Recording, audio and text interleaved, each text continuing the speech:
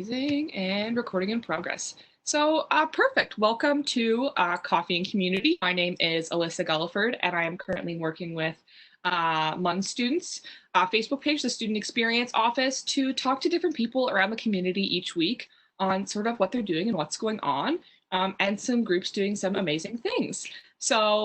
Recently, there's been a lot going on with the Quadrangle NL, the quad, is that right? Yes, that is definitely Perfect. right. So I am here with Charlie Murphy to discuss a bit about what's going on and some pretty large grants that you guys have been receiving lately, which is really exciting. Hmm. So thank you for being here with me today. Anytime. Thanks for having me. Perfect. So if we could just start off by having you tell us a bit about yourself and a bit about Quadrangle NL. Sure. So my name is Charles Murphy. I go by Charlie just because I feel that's a little bit more casual than Charles. Um, when it comes to myself, I am a full-time artist and animator at Clockwork Fox Studios. It is a local gaming um, studio in town that creates this platform to help K-3 students learn and develop a love for math. And outside of my day-to-day job, I'm a huge advocate when it comes to the 2S LGBTQ queer and trans community. And I've lived here for the last almost 12 years, and I've been advocating for members of my community since probably 2010. And I've joined with groups like Planned Parenthood. I sat on their board for 7 years. I ran their youth group for 3 of those years. I have been with PFLAG St. John's chapter for 8 years. I was with Pride for 2 years, for 2014 to 2015, and 2015, sorry. I was their marketing and merch board member, so I actually made their logo that they are currently still using. And I also co-founded another organization called Raise Up Fundraising that does drag bingo, which donates money to LGBTQ, queer and trans, and two-spirit individuals and organizations across the province. And we've been doing that for the last um, 4 years. We've done 5 or 6 bingos now. Um, and we've done drag story time, so we were the first ones to bring that to the province with a lovely drag performers locally within Newfoundland and Labrador, and then with Quadrangle. So it's funny with Quadrangle because it started from kind of uh, I want to say not want to say selfish reason, but selfish reason because I wanted a place to feel included and part of the community without it having to be a bar or any of those kind of establishments that they're still great, but it's not really as community focused as, say, a community hub or a center would be. A place that we could store our history, a place that you could go in and meet new people, a place that newcomers to the province could kind of go and, if they were part of that community, find their community. But also for those who are living in Newfoundland and Labrador, a way to connect and support each other through, grants, initiatives, coalitions, when we're talking to government, coming in as one collective voice, when we're looking at grants, applying together so that we're strengthening our community versus kind of this mentality that we see that we're always pinned against each other for grants or pinned against each other for resources. And it's keeping us in a state of always needing or always the victim where we aren't always a victim. Like that is definitely a case when it comes to certain things in our community, but we need to kind of step out of that and come together as a community and realize that we are so much more than just kind of making it this blank statement around our mental health or around our services for, say, income or living. That is definitely a component of it, but we also have every right to have a space that we can just celebrate and own who we are. So Quadrangle basically came from the idea of having a space that we can celebrate who we are, how far we've come, but also fight for all the things that we are lacking and the gaps in services that are being left and not really being seen and not having that light shined on them. So a group of us got together in 2015 and started kind of questioning more of a platform of why and how. But prior to that, it was a lot of coffee talks with individuals in the community, a lot of leaders and shakers. and a lot of individuals like Jerry Rogers. I spoke with them in 2013 around why we don't have one.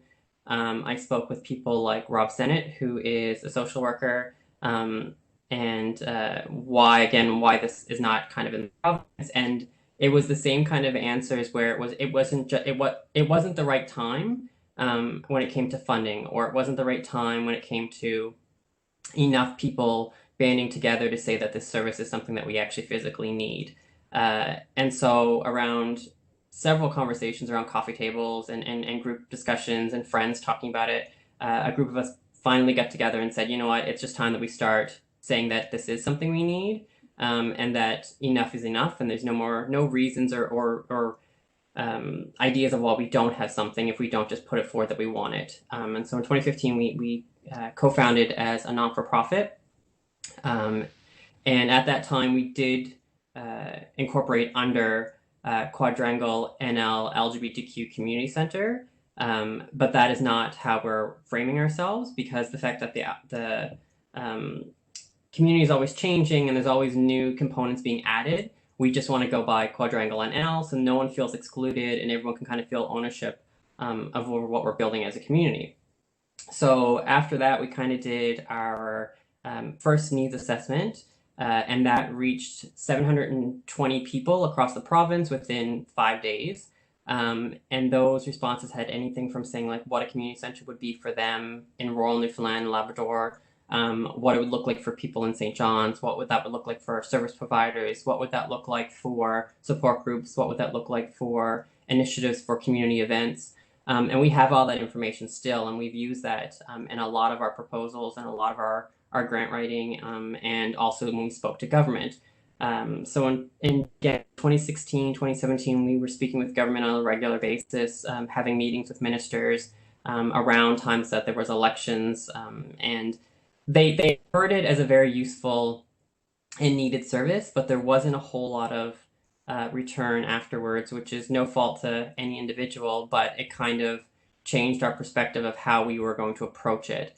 And so we were still working with government and wanting to partner with government, but we kind of looked at it from more the grassroots section as well, of being just a foot on the ground, and pushing for what we need.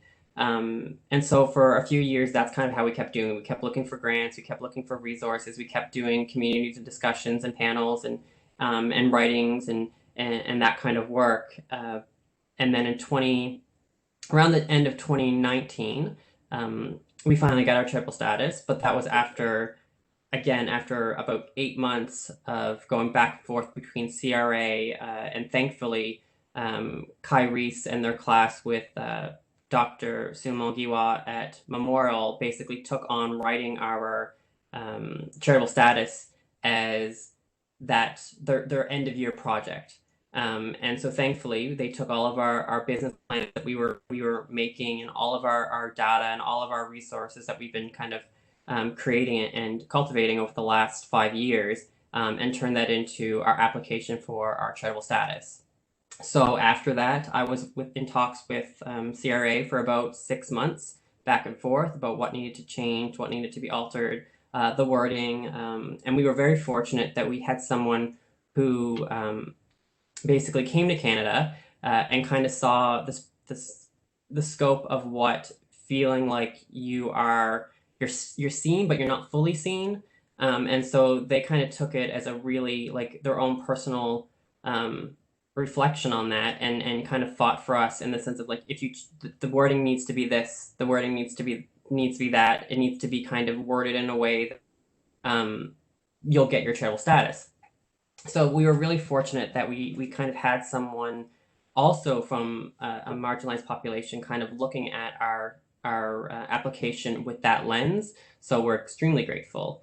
And then in the end of 2019, in December, we finally opened up that envelope that we've been basically waiting for and dreaming for about 5 years of work, and it finally said like that we were approved.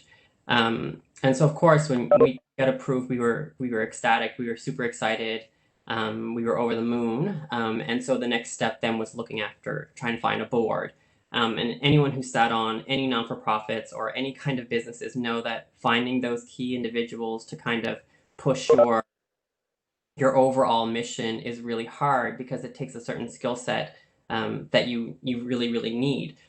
So we put a call out and we had a significant amount. I sat on several boards and I've not ever seen the amount of ecstatic excitement for individuals to be part of something. We had over, I believe, if I remember correctly, 17 or anywhere from 17 to 20 applicants with really high credentials, with community work, with government work, with other marginalized populations, people in the sex work industry, like so much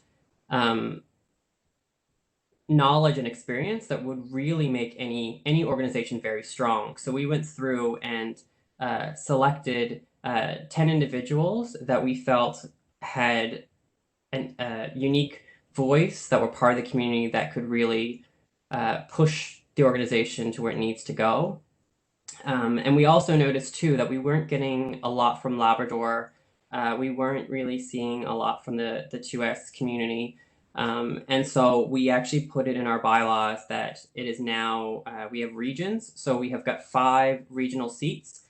And as much as this is COVID is a bad thing to us doing our work or being together, it's actually allowed us to realize that we've been making a lot of excuses when it comes to what a board means and what participation on a board means. It doesn't mean you physically need to be in the same space.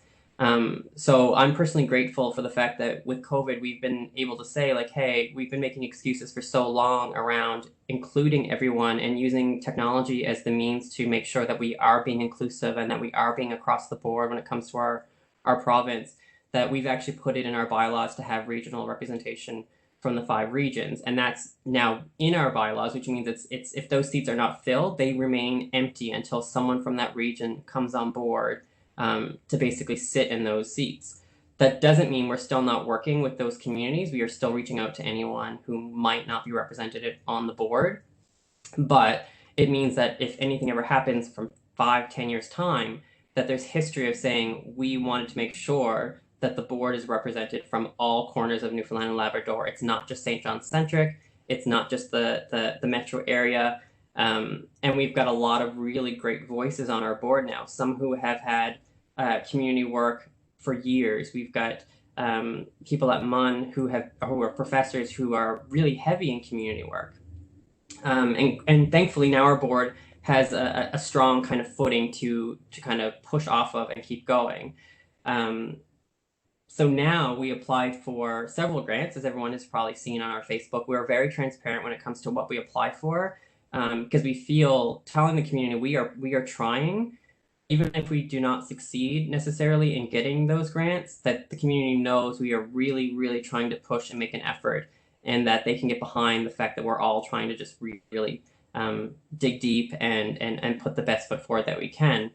But gratefully, we did receive one of those grants that we applied for, and it was for $25,736, if I'm not mistaken. I'm not looking at the exact number, but I'm pretty sure that's what it was. And that came from the Government of Canada through United Way's initiatives with doing those applications. And that's actually through, I'm just going to look it up because I want to make sure that I'm saying it right, because there is a certain department that it came from when it came to the Government of Canada. So I'm just going to look at my post. So that basically, it was the Emergency Community Fund Support Fund from Employment and Social Development Canada. So they really it's around COVID specifically, around the initiatives, but it's kind of like one of those new projects that we can kind of get our footing and prove that we can do this work, and that we can kind of support the community and the community can support Quadrangle. So with that grant, it's kind of like it's a game changer when it comes to how we're going to be taken seriously and how we are looked at as an organization. But that grant allows us to hire someone for a contract. It's not a large contract, mind you, but it's something that we can have someone working on throughout a certain extended period of time, and doing this project. And this project is around having bi-monthly, like not support group meetings, because that's not what it is. It's around kind kind of like just like hanging out. And if you need a coffee, you need to talk about something, just being able to talk about it. And also some social events, if that rather be a drag performance or spoken word night or a panel. So an educational piece as well in there. And then things like helping anyone who's financially needing it because of COVID. So looking at places that might need more support with food, money, whatever that kind of thing is, and working with the communities at large who needs it. So we put in our grant specifically saying that, for example, if we were working with someone in Labrador, we'd be working with a Labrador organization to tell us who in their community is most in need of support. So we are not an organization that's going in as a flagship and sitting down and telling anyone what they need.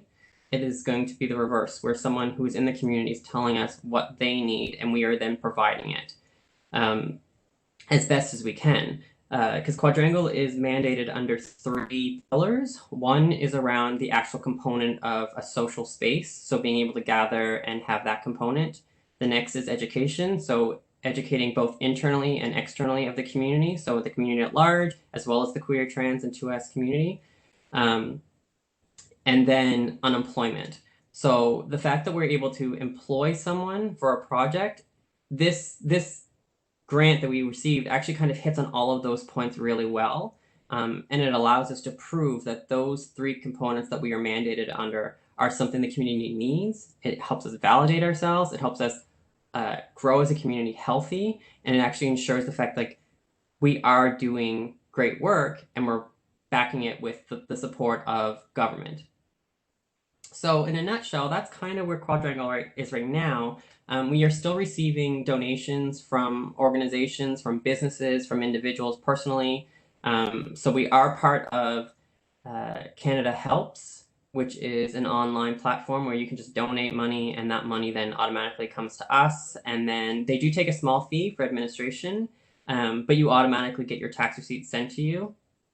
And then there's a lot of stuff like on Facebook. You can start a Facebook like birthday celebration, and people can donate that way. We're also set up that way, so that money gets directly sent to our PayPal, which then comes into our bank account. But yeah, like that's pretty much us. We're trying to be as supportive to the community and not absorb anything, because there are a lot of organizations right now that are currently doing amazing work. So there's like Trans Support NL, there's PFLAG, there's Prides, all across the province. And the mission of Quadrangle is to unify, not dissolve or overtake.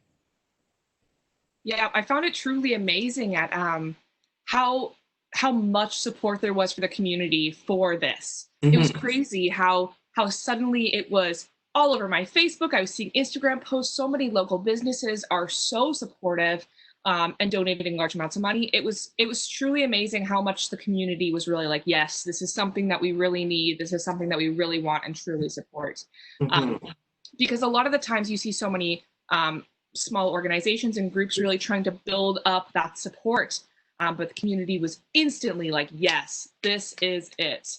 Yeah. And I think it's really important to have that physical space as well. I feel like that's something that definitely is lacking um, in our community, and especially I love how you mentioned COVID. Like prior to COVID, I had a lot of friends working to advocate for like accessibility and stuff like that, and they were Mm-hmm. very worried about COVID and worried about how a lot of things were going to become very inaccessible to people that need it. And it turns out I'm talking to them now, and they're explaining how sort of revolutionary COVID has been in terms of accessibility, especially in terms of accessibility to a board, trying to connect Mm-hmm. people in Labrador, trying to get everyone involved, and including those voices. So it's interesting how Quadrangle NL has sort of come up throughout COVID and sort of thrived off that online energy.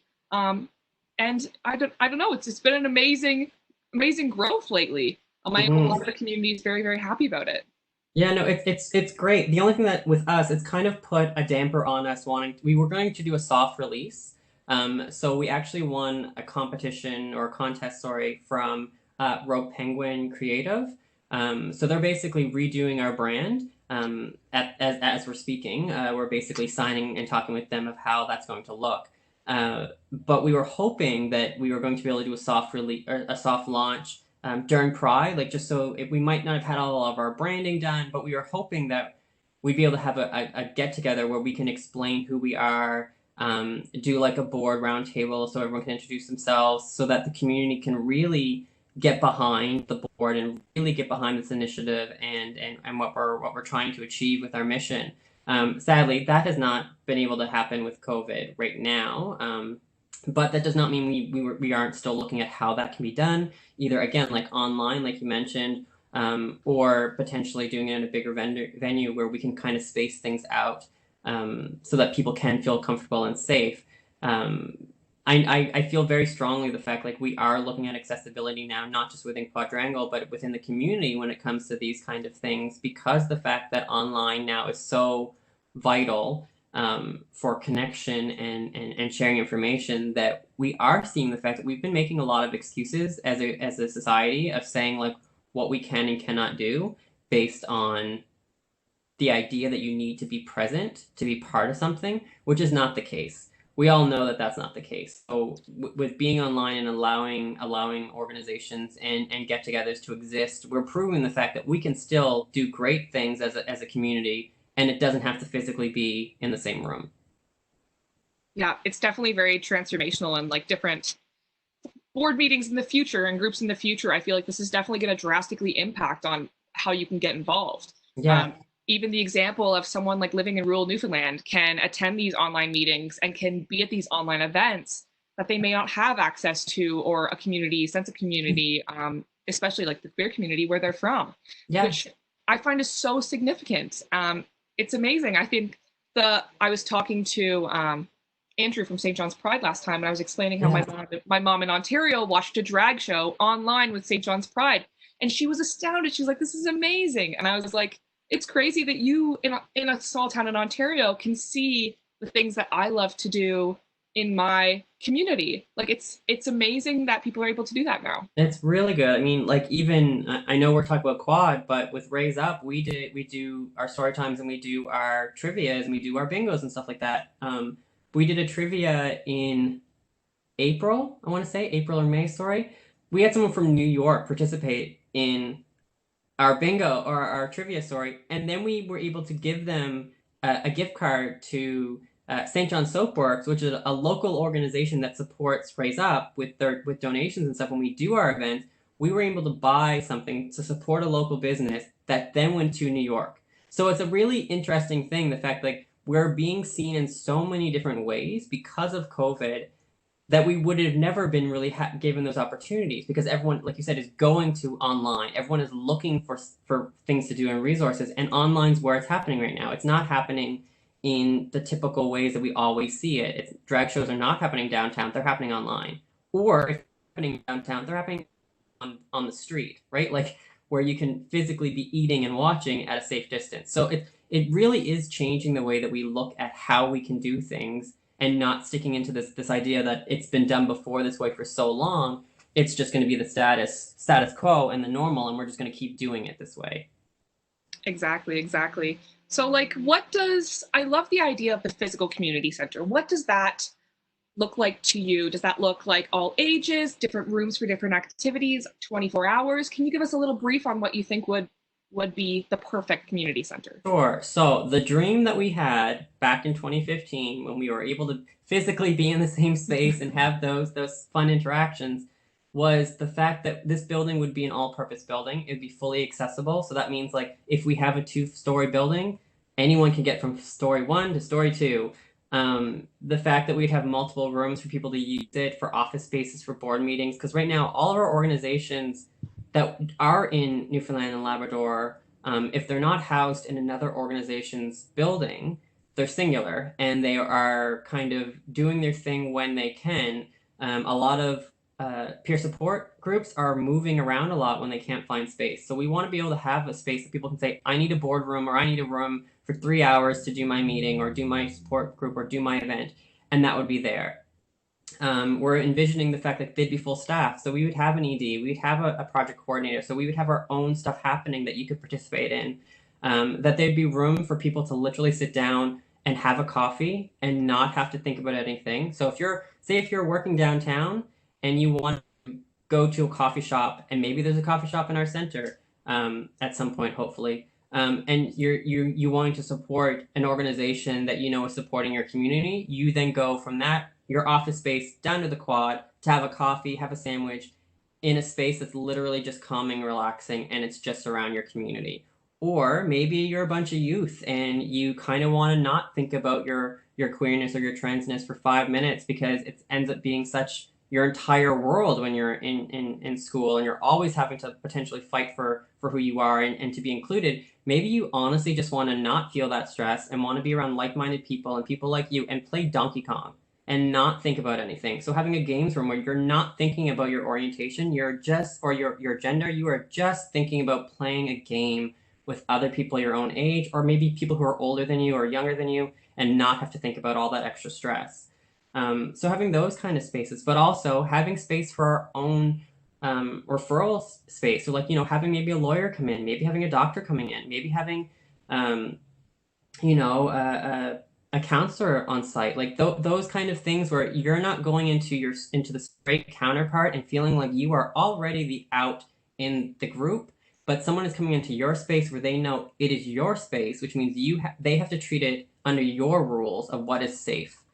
So it's a really kind of it's an interesting concept because I think of it as going to be a magical place where like anything can happen and great possibilities. But at the same time, it needs to be a space that is multi-purposed, that everyone is welcomed, and that it's used to the best of its ability. Yeah. So we want it to be made by the community. So like we are not wanting to say what this center will be. We will be doing another, review and assessment survey kind of thing of saying like what would a center be? Because when our last one was done, it was 5 years ago. A lot has changed in 5 years. A lot of needs have changed in 5 years. A lot of ideas of what community is changes in 5 years. So going back and asking people again, what is it that makes a center to you? Is it just a hub? Is it just a library? Because like for me, I would love a space that's recording our history, that keeps it all safe, that it's not just sectioned off at different areas, that it's easy access, that there's a library that you can kind of go in. You don't have to ask anyone any questions. If you're questioning or wanting to know more about yourself, you can just kind of go in, look at a book, read it and go, or check it out and go, right? Like none of those barriers of feeling like you have to ask someone where something is, or always questioning or feeling awkward to ask where something is, to making it feel like it's more your space that you can go in and explore and understand it at your pace and how you want to look at it.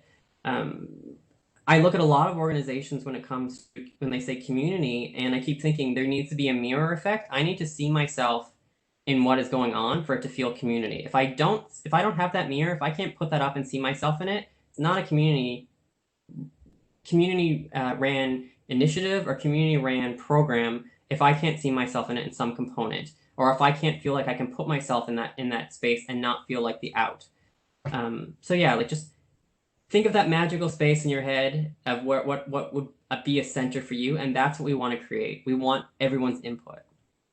Amazing. I'm thinking like a gigantic Dungeons and Dragons room Yes, right. Like for everyone. Yeah. 100%. Like there's so many great opportunities. Like, can you imagine like if we could have a slide that went from the top to the bottom, or if there was a pole like at a fire hall, you could just slide down if that's how you wanted to get from the top floor to the bottom floor. Mind you, that's a huge like risk when it comes to like liability. But like the concept is like right now, because it doesn't exist and we're building something, that's our limit, right? Like we're building this so we can figure out what we want it to be and figure out how that's going to be shaped. As everyone knows, downtown is extremely inaccessible when it comes to buildings. They're all old. They're all very much rooted in the idea that they can't be changed. So we would like to potentially build a building or refurbish a building at some point. Like maybe someone could gift it to us and we could change it.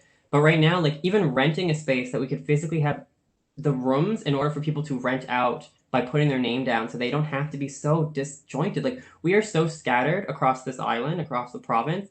It's unreal when it comes to like our groups. PFLAG, when I joined PFLAG, we were working out of a building owned by I believe it was the church or by Eastern Health.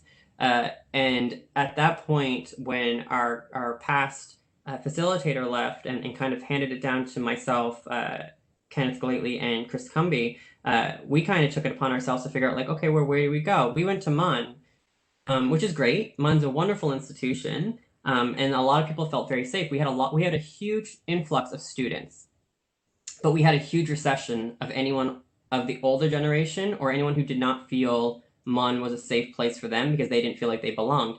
So then when we switched after several years, after the shooting in Orlando with Pulse, we actually moved to uh, the Choices for Youth building down on Carlton Hill, or Carlton's Hill, sorry, because I was really uncomfortable with us being just kind of oat. And we also were looking for a space that might be more secure in the sense of like the feeling of a door that you have to buzz in kind of thing. And then when we switched there, we saw a huge recession of students from MUN and a lot more youth. So like because the fact that we were shifting and we were moving to spaces that were already occupied by a certain demographic or a certain group of our population, that's what we were seeing. Versus us building a space that's already is being created as an all age, all purpose, all whatever. I know you'd see a much more diverse flux and change in that way of saying like the community would be more connected, and so people would understand like this is not just for the youth, this is not just for MUN students, this is not just for the elders or the seniors demographic in our community. It would be a more cohesive and understanding that this is just a place for the community, which means there is no age, there is no limit, there is no you're the out, you're the in kind of thing. It's just this is for you.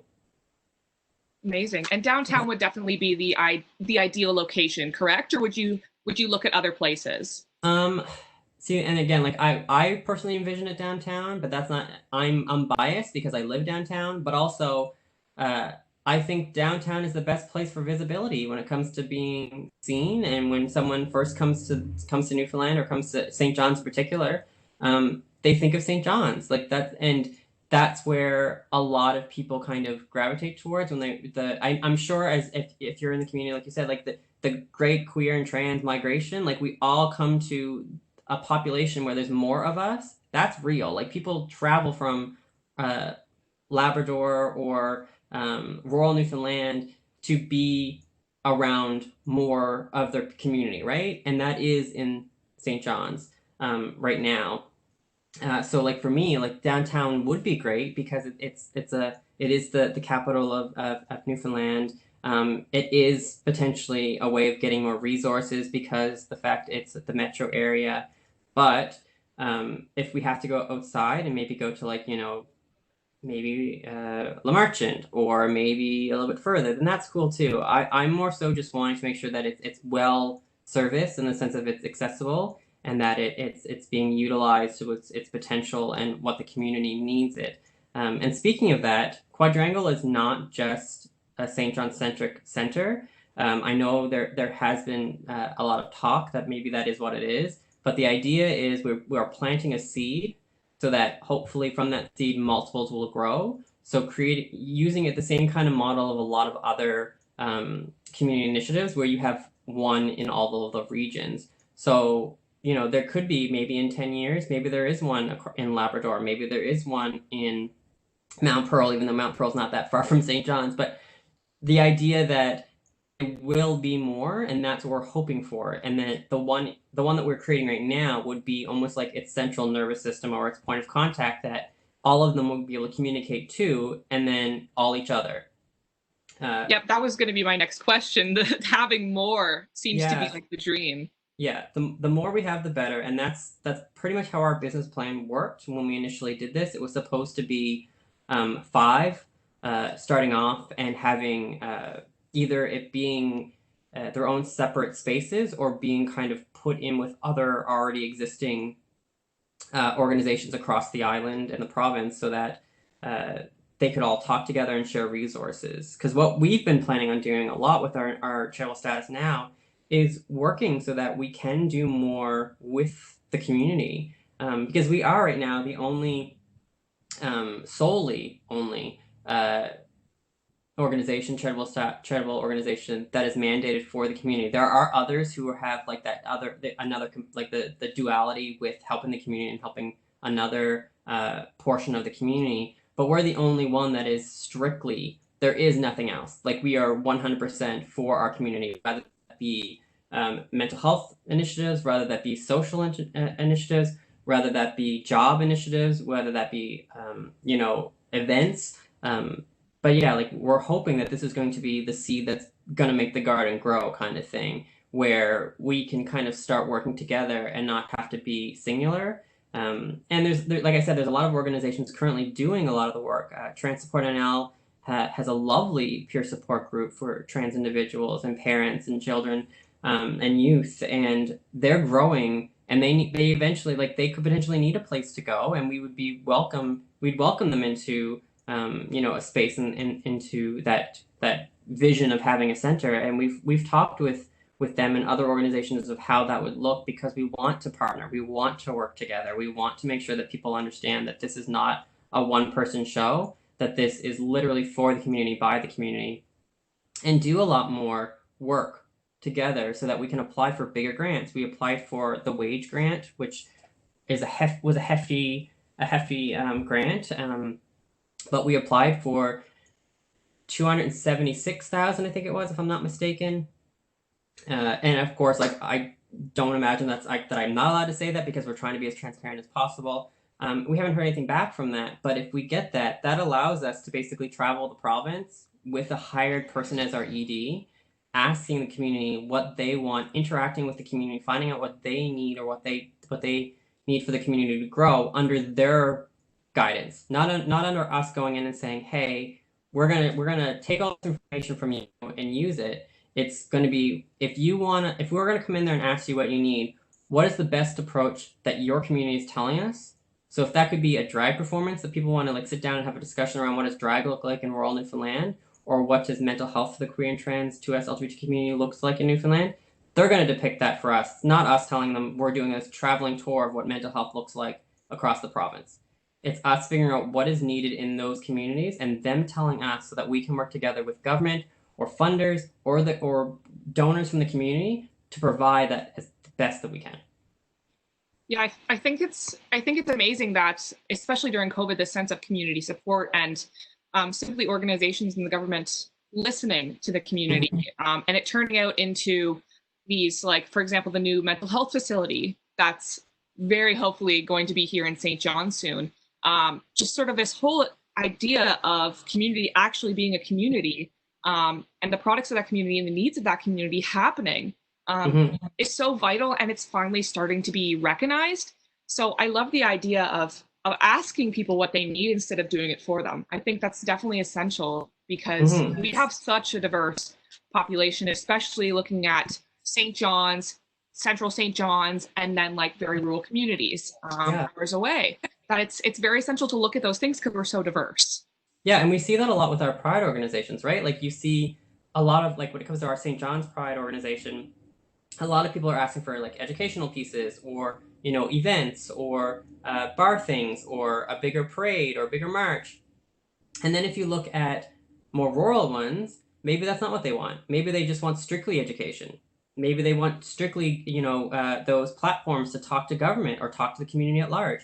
All of that changes depending on where you are. We know with our organization here, with Pride, it's big. People are always showing up to events. They're always wanting to be in that protest and that march kind of thing.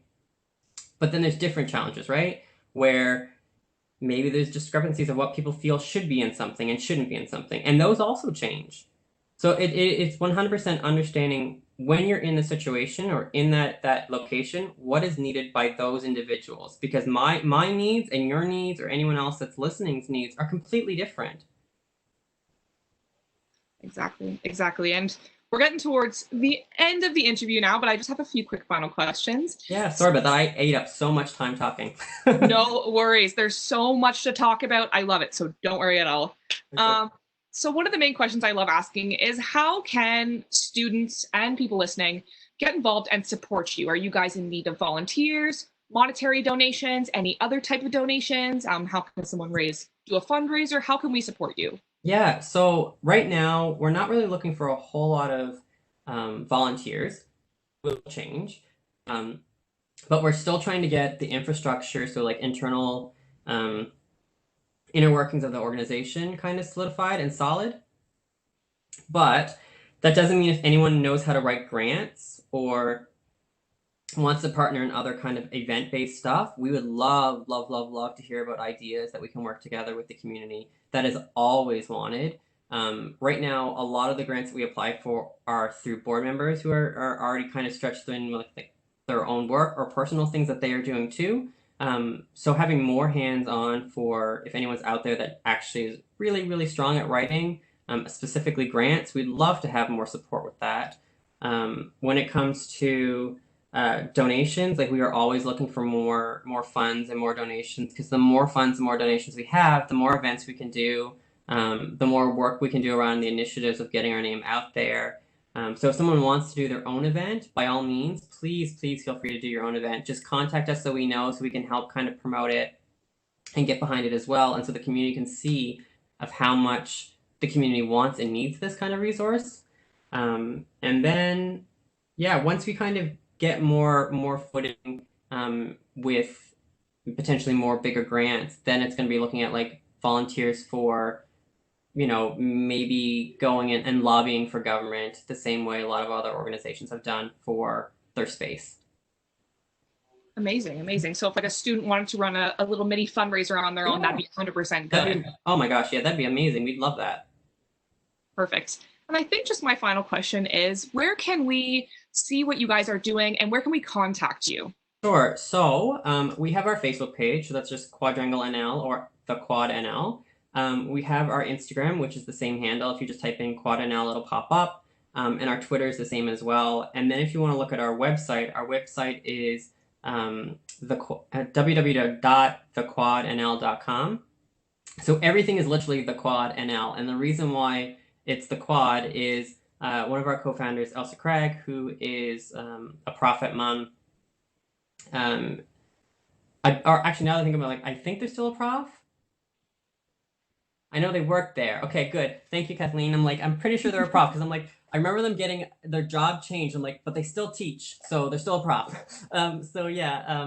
So Elsa, basically, when we were looking for a name, Elsa Craig was just like Quadrangle, and then it was funny because it kind of means you're building a space. The fact of gathering and meeting, you're always talking about going to the quad. And then for me, it's just kind of an interesting word, because when I think of quad, I think of like a four-wheeler, so like going on a bike. So then it's also like a Newfoundland thing Newfoundlander kind of thing. I really kind of gravitated towards that too. So when we did it, it just kind of stuck, and now it's just like our whole like slogan is like meet you at the quad or come to the quad. Right now in our own heads, because the fact that it's just a neat way of saying like come to the space, enjoy the space, build the space, it's your space kind of thing. No, I love that. It's a cute name, and I was wondering where it came from. So I'm glad you told that little story, because everyone's like, oh, how did this come to be? Which is yeah, it's a great story. And then when it comes to our email, if they want to email us and get in contact with us that way, they can just type our email to quadranglenl@gmail.com. And they can ask any questions they want. If they want to do a fundraiser, feel free to email us, and we would love to support it. amazing. Well, thank you so much for answering all my questions and giving us the big lowdown on how this all came to be, and what we need to know. I think it's very important for people to understand where the community organizations came from and who's running them, to really see the face behind the Facebook posts and the emails and everything that's going on. And I know there must be many more faces. Yes, there is actually. Behind everything that's going on. But thank you so much for coming today, and we'll be sure to post this very soon and get the word out. And people can contact you at that email if they have any questions. 100% they can. Perfect. So thank you so much for being here today. Anytime. Thank you for having us. Perfect. And thank you everyone who's watching for coming. We have a little note in the chat saying, thank you so much, Charlie, from Catherine. And we loved having you. So I'll see you all next Tuesday. Bye, guys. Bye.